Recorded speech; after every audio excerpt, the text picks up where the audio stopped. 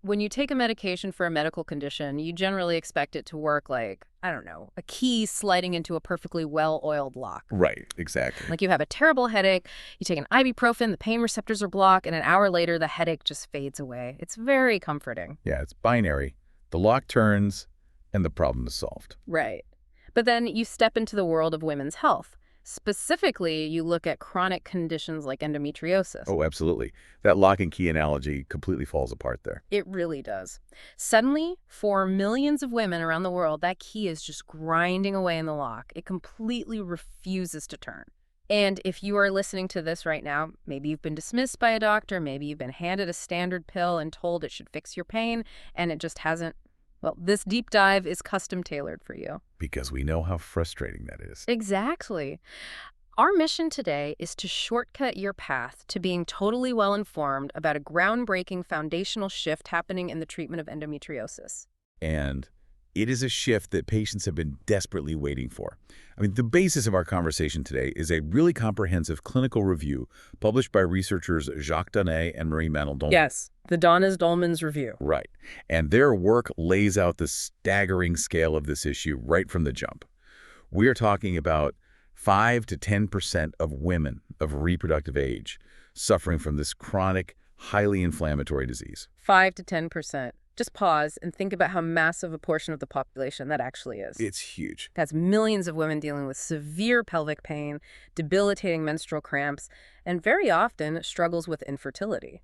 Now, the standard first-line defense for a long time has been oral contraceptive pills, the birth control pill, and progesterone. That's right, the go-to treatments. And the foundational logic of that makes total sense to a layperson, right?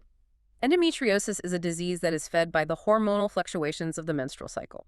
So if you use a pill to block ovulation and stop menstruation, you should theoretically starve the disease. That's the theory, yes. And for about 2/3 of patients, that actually works. They get the relief they need. Which is obviously a fantastic outcome for that 2/3. But it leaves a glaring, agonizing problem in the clinical world. The remaining third. Exactly. 1/3 of women get absolutely zero relief from those standard treatments. The hormones do absolutely nothing to stop their pain, and the disease just continues to progress. And the mission of our deep dive today is to answer exactly that. Why do standard treatments fail so completely for a full third of women? And, what is the new scientific frontier that is finally fixing this? Okay, let's unpack this, because to understand the failure, we really have to shrink down. We have to look at the cellular level. Right, we need to look at the molecular mystery happening inside the cells of the women who are non-responders. Exactly. And to understand why the system is broken for them, we first have to look at how a healthy cycle is supposed to function. Think of estrogen and progesterone as two workers with opposite jobs. Okay, I like that. In a healthy uterus, estrogen acts as the builder. Its job is to build up the endometrial lining every month. Progesterone acts as the manager. Its job is to control that growth and keep things from getting out of hand. The builder and the manager. Right. And during the second half of the cycle, progesterone triggers the production of a very specific enzyme. It's called 17-beta-HSD2. Okay, so that enzyme is the manager's main tool. What exactly does it do? Well, it's an incredibly clever mechanism. This enzyme's whole job is to seek out active, highly potent estradiol, which is the strongest form of estrogen, and convert it into a much weaker form called estrone. Oh, I see. Yeah, because it unplugs the heavy machinery so the tissue stops growing.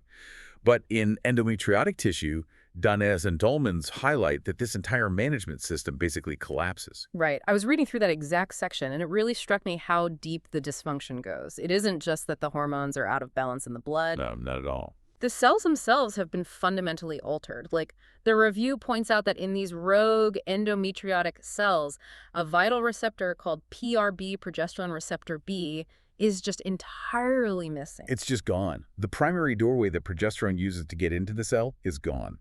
And what's fascinating here is that the biological hijacking doesn't stop there. It gets worse. It does. Another receptor, an estrogen receptor called ER-beta, actually becomes hyperactive inside these lesions. And this hyperactive estrogen receptor aggressively hunts down and shuts off whatever few progesterone receptors might be trying to form. Let me make sure I'm picturing this correctly, because it feels like a smart home heating system. Okay, how so? Taking a standard birth control pill with progestin is like the thermostat sending a Wi-Fi signal to turn down the heat in the house. Oh, But the endometriotic cells have literally taken a hammer and smashed their own Wi-Fi receivers. that is a brilliant way to visualize it. The signal is flooding the house, but the cells are completely stubbornly deaf to it. Exactly. And because they are deaf to the progesterone signal, the manager enzyme we talked about is never produced. So the strong estrogen never gets converted. Right. The potent active estradiol is never converted into the weaker form. It just sits there, pooling and building up inside the tissue. It acts like a match to gasoline, fueling rampant cell proliferation and triggering massive inflammation. Which brings up something that genuinely shocked me when I was going through the research. If these rogue cells are completely deaf to the stop signal, well, while I was reading the Donnez and Dolmans review, I came across a statistic that literally made me stop and reread the page. The estrogen dosage. Yes, it said that the amount of synthetic estrogen in a standard low-dose birth control pill is actually 4 to 6 times the physiological dose a woman naturally produces. It's a huge dose. Wait, if we are giving these women massive doses of estrogen and their cells are completely deaf to the shutoff signal, are we technically feeding the very disease we're trying to starve? It's a profound realization, and it is a major safety concern highlighted by the researchers. If I can imagine. For the women with this specific progesterone resistance, the progestin in the pill does absolutely nothing to help them. But the synthetic estrogen in that same pill is still highly active. Oh, wow. In fact, the review notes that past users of oral contraceptives actually show an increased risk for developing more invasive, deep forms of endometriosis. That is deeply unsettling. Yeah, for this resistant group, pumping high doses of synthetic estrogen into their system could theoretically promote the attachment and progression of these lesions deep in the pelvic cavity. You go to a doctor desperately seeking relief from debilitating pain, and the standard treatment you are handed might actually be adding fuel to the fire because your cells are deaf to the off switch. Exactly. But if the receivers are smashed, how did the cells get that way in the first place? Were they born deaf to progesterone, or did something violently alter them over time? The literature points to a combination of factors, a true perfect storm of nature and nurture. There are 3 main culprits responsible for this massive cellular reprogramming. Okay, what's the first one? The first one the researchers detail is intense oxidative stress, which is largely driven by something called retrograde menstruation. Retrograde menstruation. I saw that term pop up several times. Cool. Walk us through what that actually means on a physical level. Sure. Typically, menstrual blood flows downward and exits the body. But in retrograde menstruation, that blood flows backward. It goes up through the fallopian tubes and empties directly into the pelvic cavity. Oh, I see. When those red blood cells inevitably break down inside the pelvis, they release hemoglobin. That hemoglobin breaks down further into highly toxic hemoglobin and free iron. Toxic free iron. Right. Normally, the body have a cleanup crew immune cells called macrophages that scoop up the iron and store it safely in a protein called ferritin. Like a hazardous waste crew packing away toxic material. Exactly like that. But in endometriosis, there is so much toxic iron constantly dumping into the pelvis that it completely overwhelms the macrophages. The storage units are full. So the iron just sits there. Yes, and the free iron starts reacting with oxygen in the tissue. So it's essentially rusting. The pelvis is quite literally rusting from the inside out. That rust creates severe, localized oxidative stress. Yeah. If we connect this to the bigger picture, it creates a highly toxic inflammatory environment where pro-inflammatory cytokines rush in. This toxic soup physically damages the cells, actively disrupting and disabling the function of the progesterone receptors. Okay, so the local environment becomes a toxic wasteland that damages the receivers. But the review doesn't just stop at environmental damage. It dives heavily into epigenetics. It does. How do environmental factors actually reach in and change how a person's DNA is being read? Well, researchers have tracked a process called hypermethylation affecting a specific gene known as the HOXA10 gene in these patients. Hypermethylation. Yeah, it is essentially a biological mute button.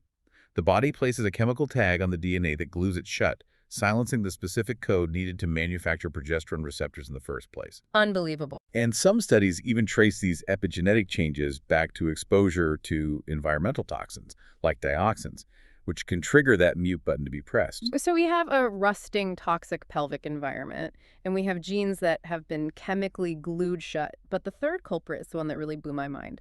congenital factors. Right. The idea that this might all start on the very first day of life. It completely reframes how we view the timeline of this disease. Hmm. The review points out a fascinating, often overlooked phenomenon. 3 to 6% of newborn baby girls actually experience what is called neonatal menstruation. Newborns having a period, how is that even biologically possible? It occurs because during pregnancy, the baby is exposed to high levels of the mother's placental hormones. When the baby is born, those hormones are suddenly withdrawn. Oh, like a crash. Exactly. That sharp drop can trigger a shedding of the newborn's tiny endometrial lining. But because a newborn's cervical canal is often blocked by dense mucus, that blood has nowhere to go but backward into the pelvic cavity. Back to the retrograde idea. Right. It is highly suspected that this early event plants the very first progenitor cells, stem cells, that already carry this inherited progesterone resistance, lying dormant until puberty. That is just wild to think about. So if the pelvis is rusting from the inside out, the genetic code is muted, and the actual seeds of the disease might have been planted on the day you were born in the maternity ward. Well, can't we just surgically clean it out? Surgery. Yeah, like go in, physically scrape out the rust, remove the lesions, and reset the system. Surgery is often a crucial first step. It is highly effective for removing large, visible lesions and providing immediate pain relief. But we have to remember the scale we are dealing with. It's too small to see. The fundamental problem is microscopic. Even the most skilled surgeon in the world cannot see every single rogue cell hiding in the pelvic cavity. If they leave even microscopic disease behind, those cells will eventually wake up and progress again under the influence of the estrogens circulating in the patient's blood. Which means it just comes right back. Exactly. And you can't just subject a woman to repeated invasive abdominal surgeries every few years.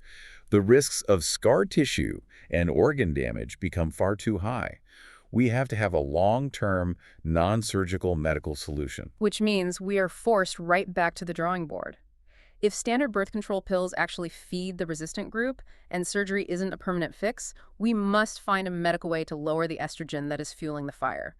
But doing that safely seems like a terrifying tightrope walk. It is the ultimate endocrinological balancing act. And this brings us to a foundational concept in the research that guides everything else we're going to discuss. Barbieri's threshold hypothesis. The Goldilocks zone. Yes, the Goldilocks zone.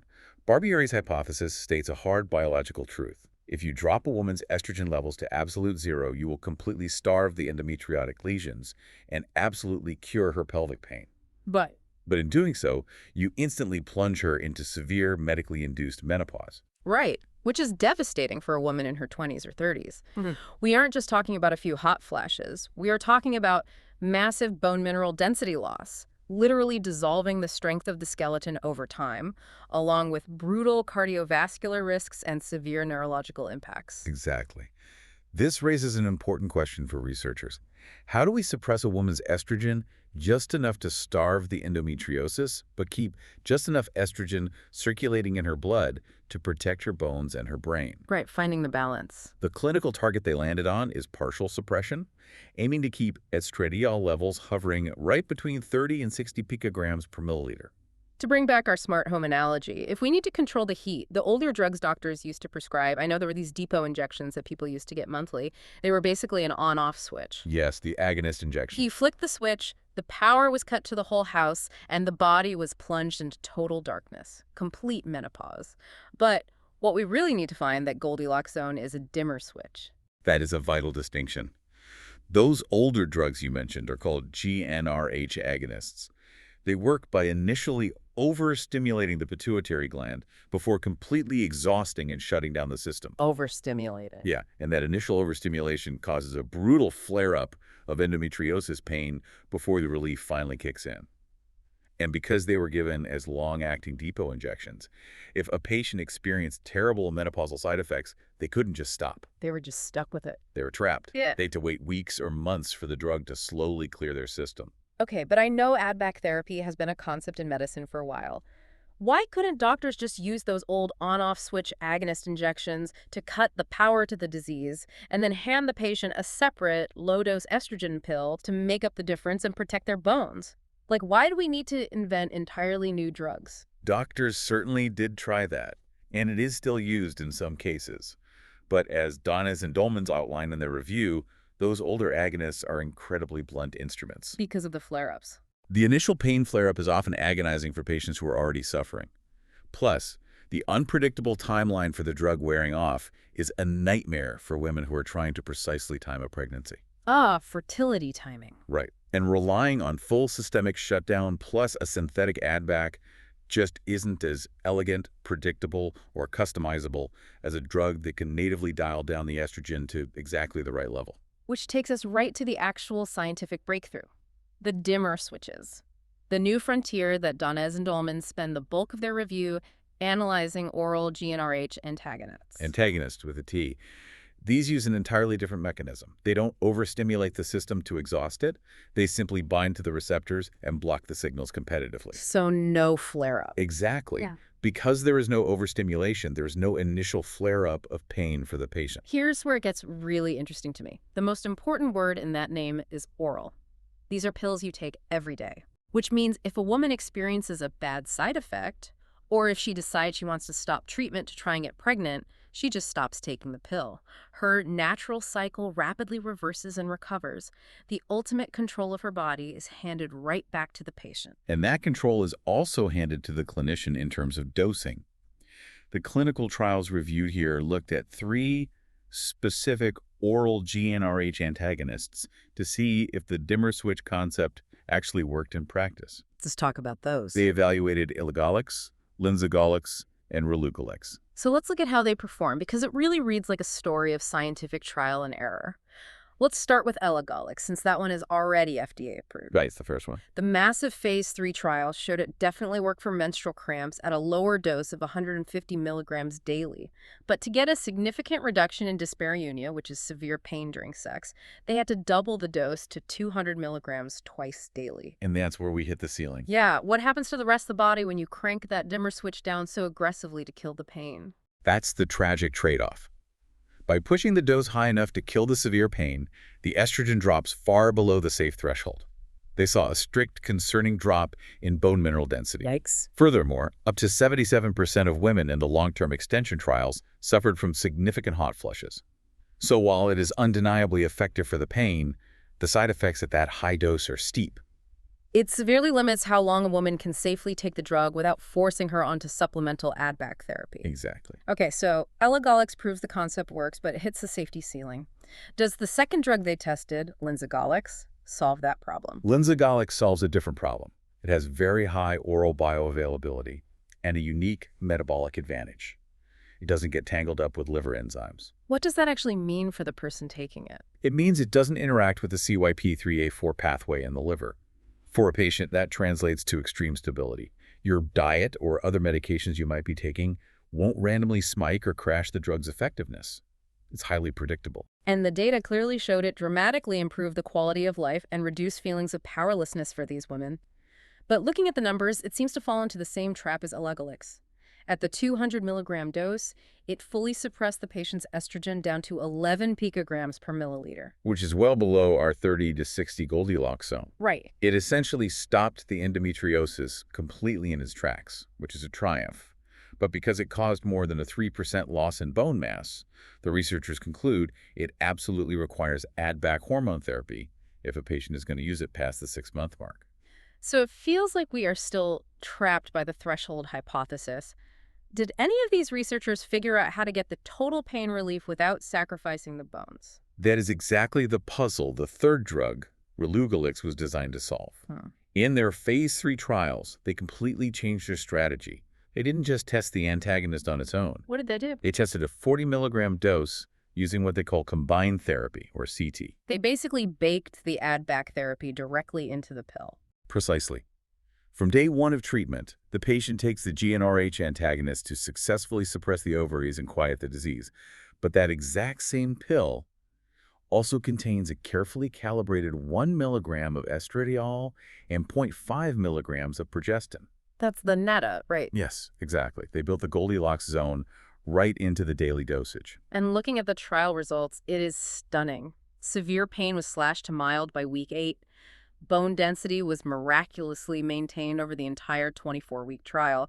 And the hot flushes, They were practically at placebo levels, hovering around just 10 to 13%. It is a monumental proof of concept. It fundamentally proves that we can heavily suppress this devastating disease without subjecting the patient to the physical miseries of forced menopause. But wait, if relugolix with combined therapy solves the bone loss issue and stops the hot flushes from day one, why are we even talking about the lower doses of the other drugs? Why wouldn't a doctor just prescribe the heavy-hitting combined therapy to every single patient who walks through the door? Because endometriosis is not a single uniform condition. The ultimate goal that Donnez and Dolmans are advocating for is a phenotype-adapted approach. Meaning you treat the specific type and severity of endometriosis that the individual patient actually has. Exactly. Some women have very superficial peritoneal lesions. They might only need a slight dimming of the lights, a little bit of estrogen suppression from a low-dose antagonist, allowing them to avoid taking extra add-back hormones entirely. Okay, that makes sense. But a woman with deep nodular endometriosis that is actively infiltrating her bowel or bladder, she requires the heavy hitter. She needs full suppression to stop the organ damage, protected by combined add-back therapy. So it's about having options. The true breakthrough here isn't just the invention of one single miracle drug. It's the fact that clinicians finally have a nuanced, adjustable toolkit. Treatment can be custom-tailored to the exact severity of the disease and the specific fertility desires of the patient. So what does this all mean for the person listening? If you zoom out and look at the whole journey we just took, we started with a staggering, unacceptable problem. 1/3 of women left in absolute agony because standard birth control pills fail them. Right. We learned why they fail. Because the disease biologically hijacks the cells, smashing the progesterone receivers, deafening the tissue, and ignoring the signal to stop growing. We saw how the old sledgehammer approach of older injection drugs caused devastating menopausal side effects. And we finally arrived at the dimmer switches, the oral GnRH antagonists that give control back to the patient. Right.